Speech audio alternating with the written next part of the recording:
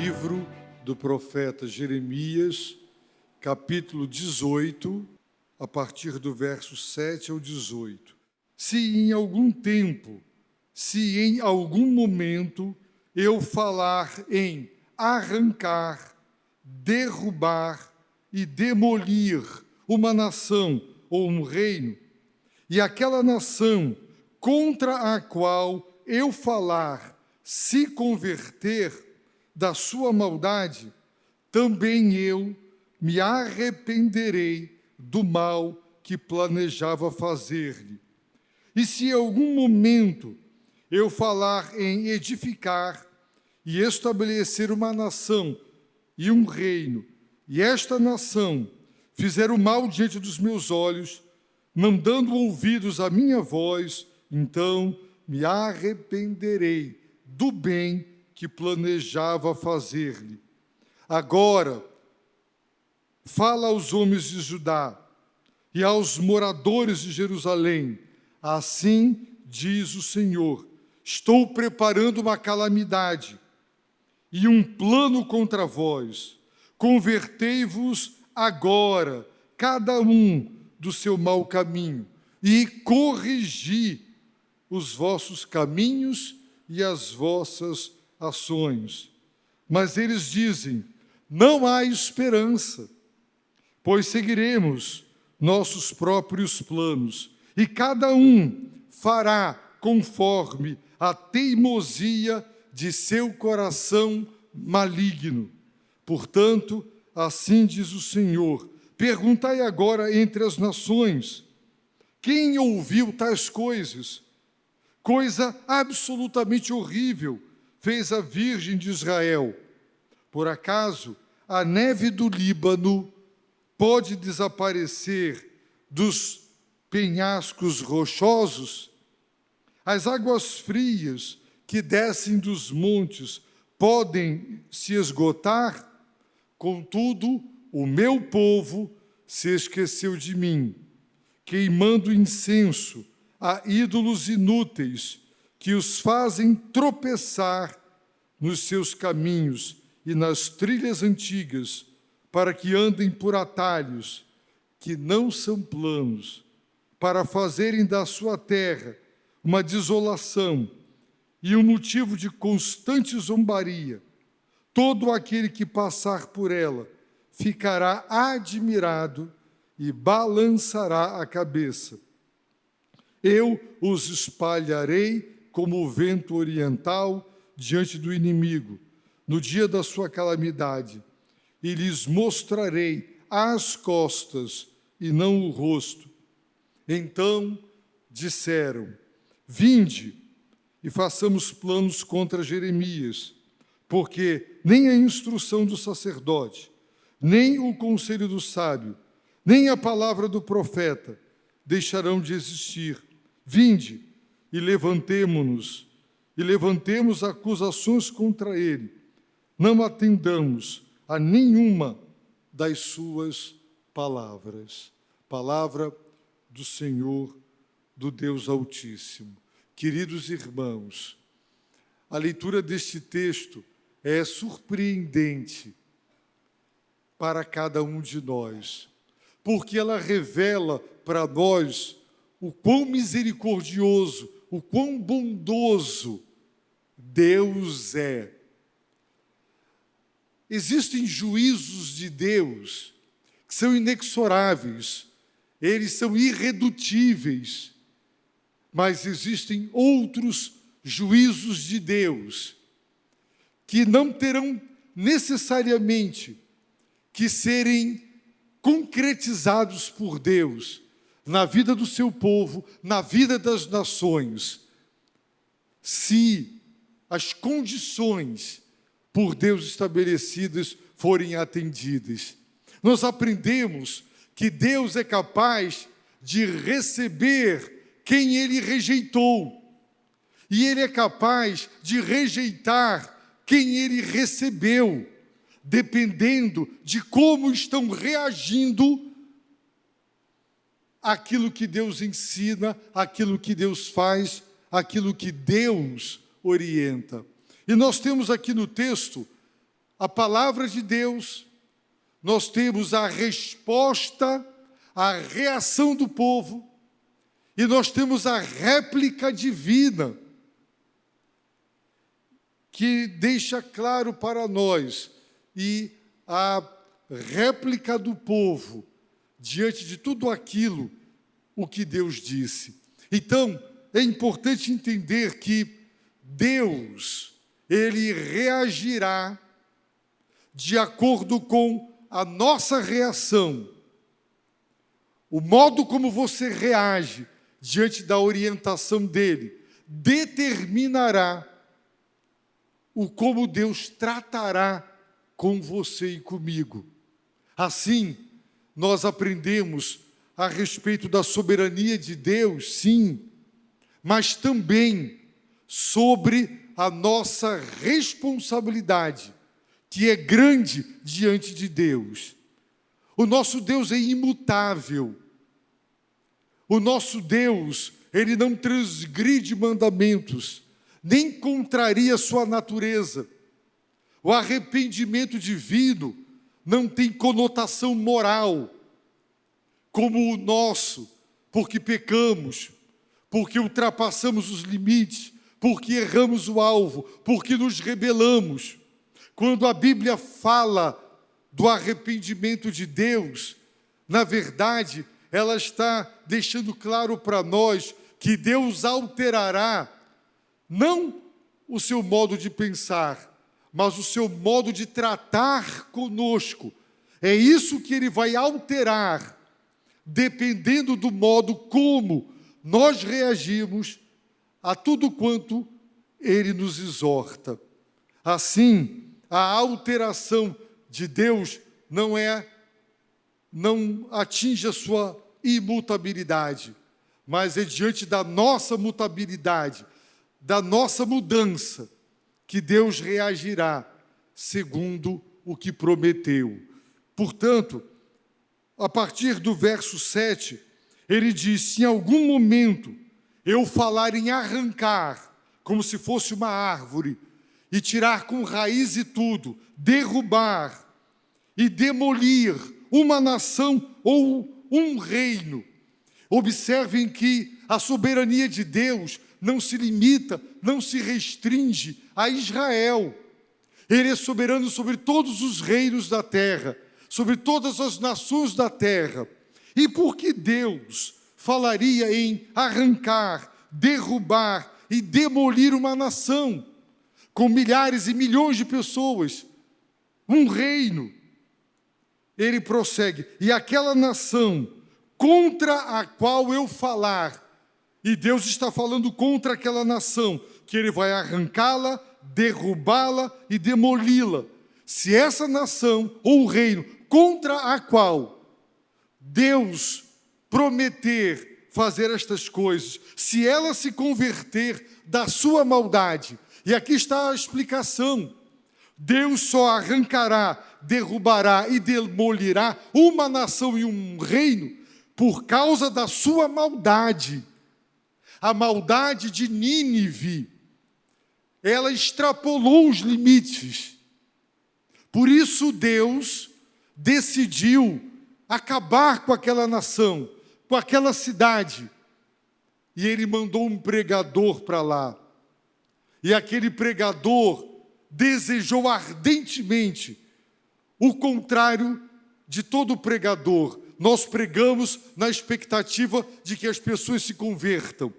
Ele pregou na expectativa de que elas permanecessem inconversas, duras e rebeladas, porque ele queria ter o prazer mórbido de ver Deus acabar com aquela cidade, porque se tratava de um arqui-inimigo do seu povo.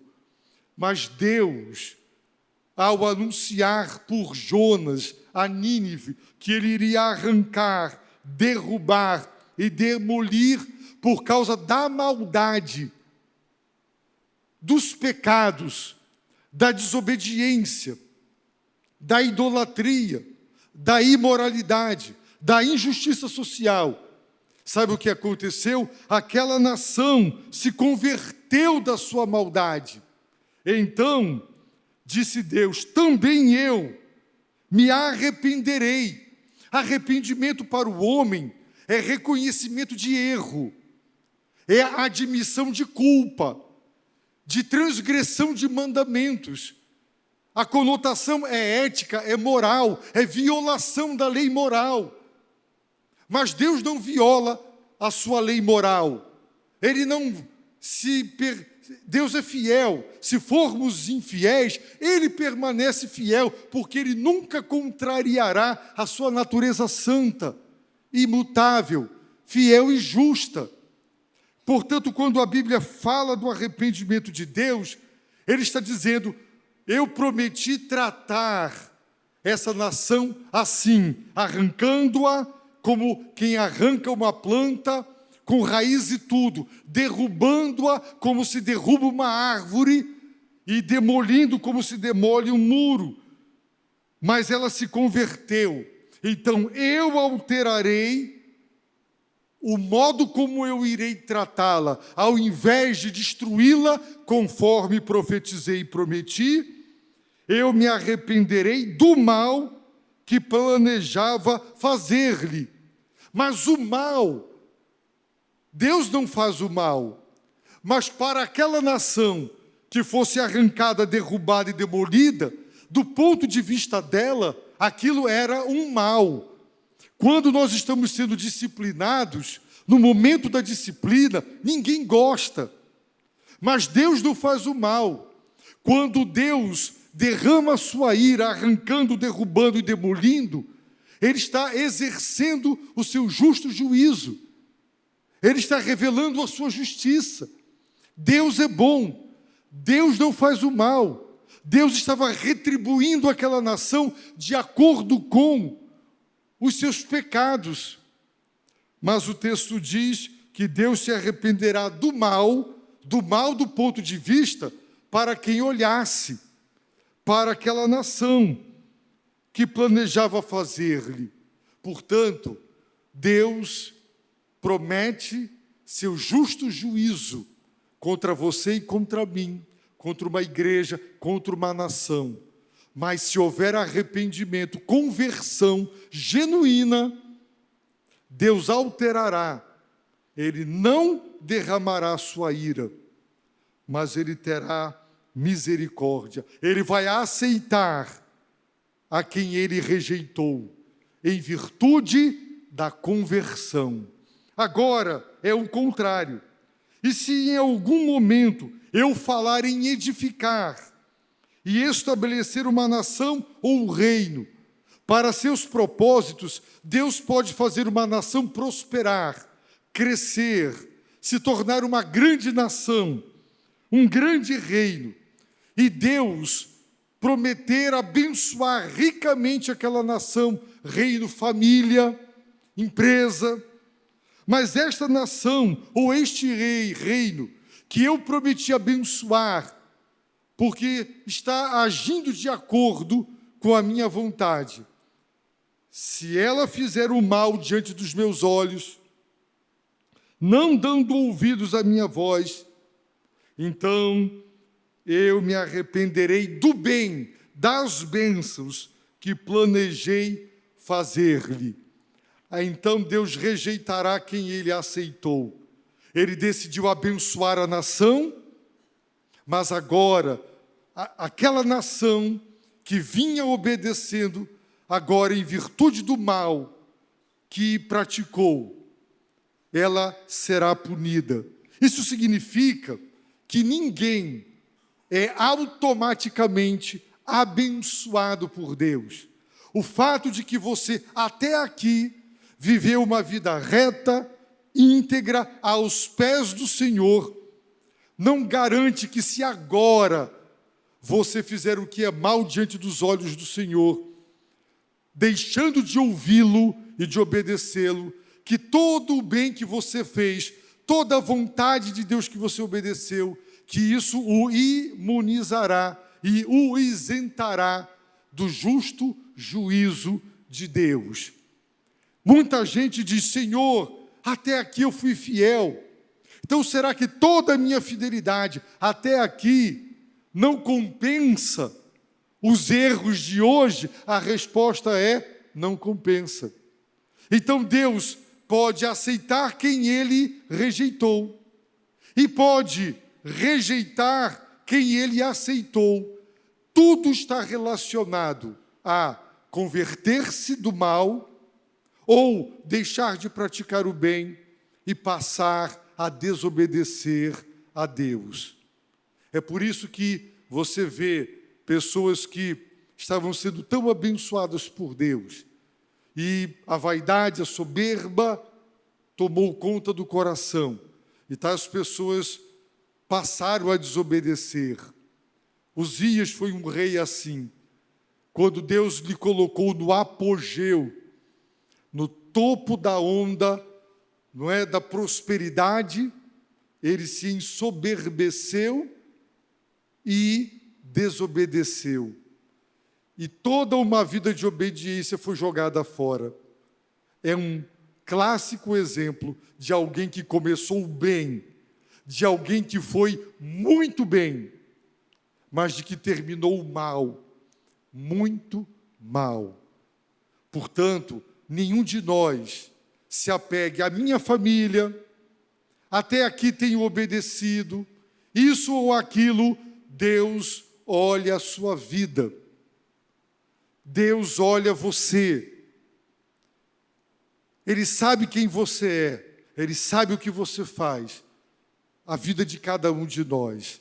Então, depois de revelar essas verdades, Deus, através de Jeremias, ordena a Jeremias. Jeremias fala aos homens de Judá, do estado do Amazonas, agora também fala aos moradores de Jerusalém, da capital, de Manaus. Assim diz o Senhor: estou preparando uma calamidade. Quem está dizendo é Deus. Deus não prepara uma calamidade contra o seu povo, porque Deus é mau. Não. A ira de Deus é o seu justo juízo contra a maldade humana. É a recompensa divina para com o mal praticado pelo ser humano. Portanto, estou preparando uma calamidade. Estou preparando um plano contra vós. Por isso, convertei-vos agora. Fala aos moradores, fala ao povo, mas a conversão é individual. Fala agora, não perca mais tempo, Jeremias. Fala agora, que eu estou preparando uma calamidade e um plano contra eles. Por isso, convertei-vos agora. Não adie, não protele mais o momento de se converter, de retornar do mau caminho, de se arrepender dos seus pecados. Convertei-vos agora, cada um do seu mau caminho, cada um corrigi os vossos caminhos e as vossas ações. Foi o que Deus mandou falar. Veja como Ele é misericordioso. Ele está dizendo: eu estou preparando um plano e uma calamidade. Este plano será concretizado e esta calamidade, ela cairá como uma tempestade sobre vocês. Mas eu estou dizendo: arrependam-se, convertam-se, para que isso não aconteça. Portanto, o juízo de Deus não é inexorável, não é irredutível. Ele pode ser alterado. Não tem que ser assim, não tem que acontecer assim. Agora imaginem aqueles que foram para o exílio e passaram sofrimentos de 70 anos lá, tendo visto Jerusalém, a calamidade que caiu, o plano de Deus se concretizou, e aí eles leram esse livro do profeta Jeremias, como Daniel leu, e eles disseram: tudo o que nos aconteceu poderia não ter acontecido. Toda essa calamidade, mortes, tudo o que nos aconteceu Podia ter sido diferente. Não tinha que ser assim. Mas nós não ouvimos. Nós não escutamos. E agora, o que foi prometido e poderia ter sido evitado, não foi. É como se você estivesse no carona e alguém dirigindo o carro em alta velocidade, entrando em curvas com alta velocidade, e você dissesse: você está excedendo a velocidade na curva, essa estrada tem buracos, e depois a pessoa não ouve, e um desastre, morte, pessoas quebradas, e aquela pessoa, o motorista não morreu, e ele olha para toda aquela tragédia e ele pensa: nada disso precisava ter acontecido. Tudo isso poderia ter sido evitado, mas eu não ouvi as advertências. Será que é isso que está acontecendo comigo, com você? É isso que está acontecendo com o nosso mundo? Deus está falando, as profecias da volta de Cristo estão sendo pregadas, haverá um juízo final. Deus está preparando uma calamidade sobre a humanidade. Ele está fazendo planos para o juízo final. Está havendo uma poupança de ira, um acúmulo de ira. A humanidade está acumulando ira sobre ira. E no dia do juízo final, a ira de Deus cairá sobre a humanidade. E Deus mandou Jeremias, e agora Deus está mandando a igreja pregar, fazer missões, pregar e dizer que poderá ser diferente, se tão somente se converterem, cada um do seu mau caminho, cada um corrigir as suas ações. Mas sabe qual foi a resposta? A reação do povo, após ouvir o que Deus disse, o que Deus mandou dizer, o povo disse: não há esperança, pois seguiremos nossos próprios planos. Deus está fazendo um plano contra nós. Problema dele, não há esperança. Em que sentido? Havia sim esperança. Tanto havia que Deus mandou dizer: eu estou planejando isso, convertam-se, para que eu altere, para que ao invés de arrancar, derrubar e demolir, eu abençoe. Do ponto de vista de Deus havia esperança, mas o povo disse: não há esperança. Olhando para eles mesmos, olhando para os seus próprios corações, eles disseram: não tem chance, Deus não tem esperança, nós seguiremos nossos próprios planos, não queremos saber dos teus planos, os nossos planos, esses sim, seguiremos, e cada um fará conforme, de acordo com a teimosia de seu coração maligno. Essa foi a resposta. Não há esperança. Seguiremos os nossos planos. Nós agiremos de acordo com o nosso coração teimoso e maligno. Não tem jeito. Não é o que as pessoas dizem. Você prega, a igreja está pregando, e cada vez mais a sociedade está dizendo: o plano de Deus para a família, homem e mulher, família. Não, homem com homem, mulher com mulher. Menino não nasce menino, menina não nasce menina. Ideologia de gênero, feminismo, tudo. Eles estão dizendo: seguiremos os nossos planos, seguiremos as nossas ideologias. Nós seguiremos o nosso coração teimoso e maligno. Então, vem a réplica divina. Portanto, assim diz o Senhor: perguntai agora entre as nações, quem ouviu tais coisas? Será que as nações pagãs, quando seus supostos deuses, os falsos, falavam, agiam como Israel reagia diante do Deus vivo e verdadeiro? Coisa absolutamente horrível fez a Virgem de Israel, recusando-se a se converter, a se corrigir. Duas perguntas retóricas cujas respostas são não. Por acaso a neve do Líbano pode desaparecer dos penhascos rochosos? Não. Se você for nos Andes agora, mesmo no verão, lá em cima, nos penhascos rochosos, tem neve. E nos penhascos rochosos do Líbano, mesmo no verão, lá no topo, a neve continuava. A segunda pergunta retórica: as águas frias que descem dos montes podem se esgotar?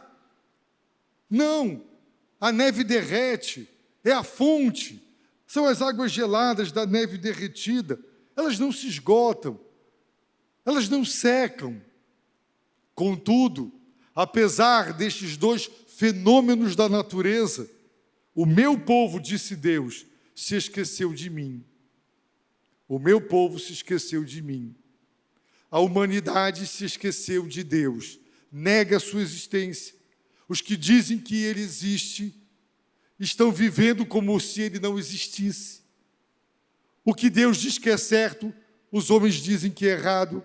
O que Deus diz que é errado, os homens dizem que é certo.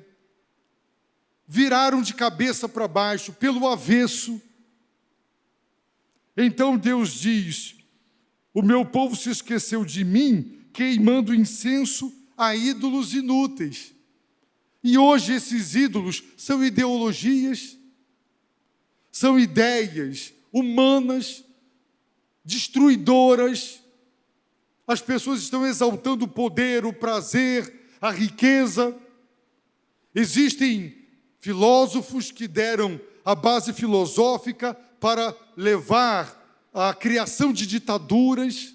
Thomas Hobbes dizia: o homem mau. A família não pode, pela educação, tratá-lo e educá-lo. Tem que existir um Estado forte, que domine com a força. E as ideologias, essas filosofias deram margem a, como o comunismo e outros modos de pensar, que o Estado tem que ser gigante, forte, como um povo que tem tentáculos para mandar em tudo. Nós vamos ensinar o que vocês devem aprender. Quem decide o que você vai crer, o que você aprender, o que você vai fazer é o Estado. O Estado diz sim, o Estado diz não. Os totalitarismos, os absolutismos políticos que existiram e existem e querem voltar ao poder em todas as nações, estão baseados nessas ideologias que idolatram o Estado. Um suposto Estado justo, mas a prática mostra sempre injusto. E Deus está dizendo: essa atitude idolátrica tem feito o meu povo errar, pegando atalhos que não são planos, atalhos terríveis que não levarão a nada.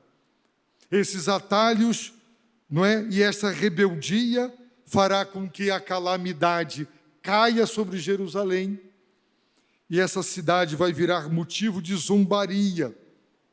E quem passar por ela, ao vê-la toda queimada e destruída, vai balançar a cabeça. Você já balançou a cabeça? Você passa por uma coisa e você balança a cabeça, não é? Em sinal de repúdio, em sinal de lamentação também. Deus disse que quem passar por essa cidade vai balançar a cabeça, vai dizer o que Deus fez com essa cidade. Deus promete: eu os espalharei como o vento oriental, e lhes mostrarei as costas e não o rosto. E isso aconteceu. Por quê?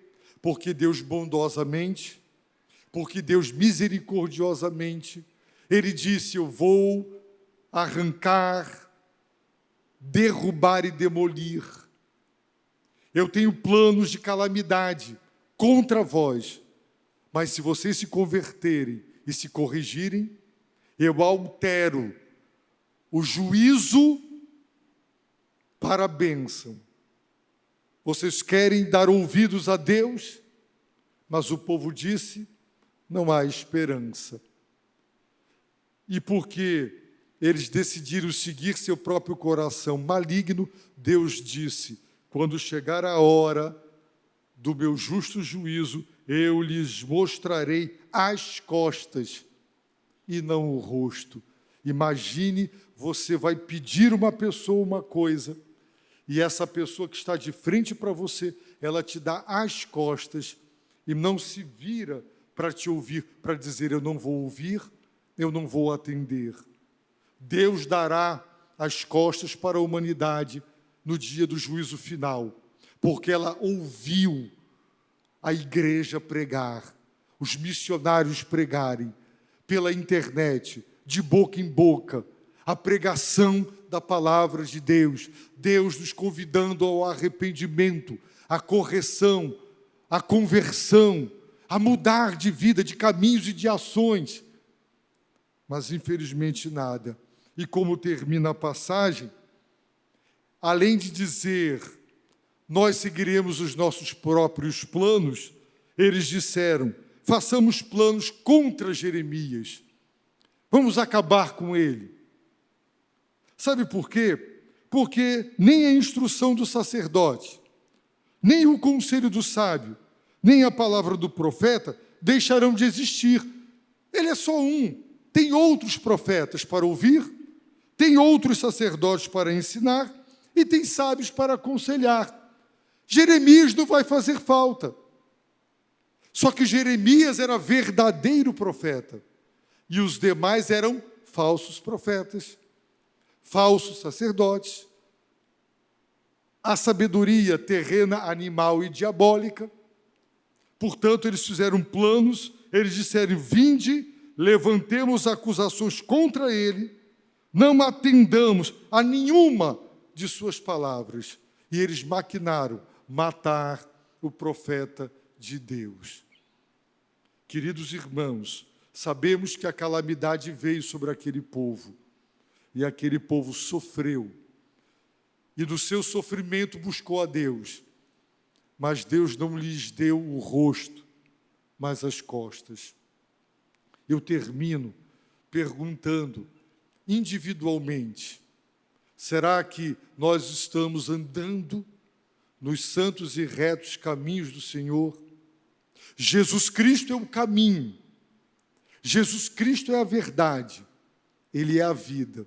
Ele veio, Ele deu a vida por nós, Ele veio buscar e salvar o que estava perdido. Ele está prometendo perdão, amplo perdão, vida eterna. Ele disse, eu vim para que tenham vida, vida abundante, promessas maravilhosas para quem se arrepender e crer. Será que você ainda não se converteu da sua maldade? Não corrigiu seus caminhos? Você continua dizendo, não quero saber dos planos de Deus, quero saber dos meus planos. Eu seguirei o meu coração teimoso e maligno, mas eu não seguirei a direção divina. Se é assim que você está agindo, então, quando você morrer, você não verá Jesus Cristo face a face. Não, Ele lhe dará as costas, o seu destino eterno será de perdição no inferno. Se Ele voltar hoje com poder e grande glória, se você tiver se arrependido genuinamente, você se alegrará com o retorno dEle, se você estiver vivo. Mas se você não tiver se arrependido, você se ajuntará àqueles que correrão para dentro das cavernas, dos túneis, para dizer, caiam sobre nós, queremos morrer aqui soterrados, porque não queremos ver o Cordeiro de Deus, a ira, o dia da ira do Cordeiro de Deus que tira o pecado do mundo, mas agora Ele veio para julgar. a sua família é uma família convertida, o seu lar, a sua empresa, a nossa igreja, esta igreja está andando nos retos caminhos do Senhor ou não? Já tem igrejas aí com bem-vindes, porque não querem constranger ninguém. Já tem igrejas batizando, casando, homossexuais, reconhecendo. São igrejas, tem o nome de igreja, mas não é a igreja de Jesus Cristo, não é a noiva do Senhor. Então, nesta noite, você está ouvindo a palavra de Deus, se arrependa. Deus está planejando um juízo final severo, mas você não terá que receber esse justo juízo se você se converter e se corrigir. Eu convido você a entregar sua vida a Cristo agora, a se arrepender dos seus pecados, corrigir suas ações, humilhar-se diante de Deus.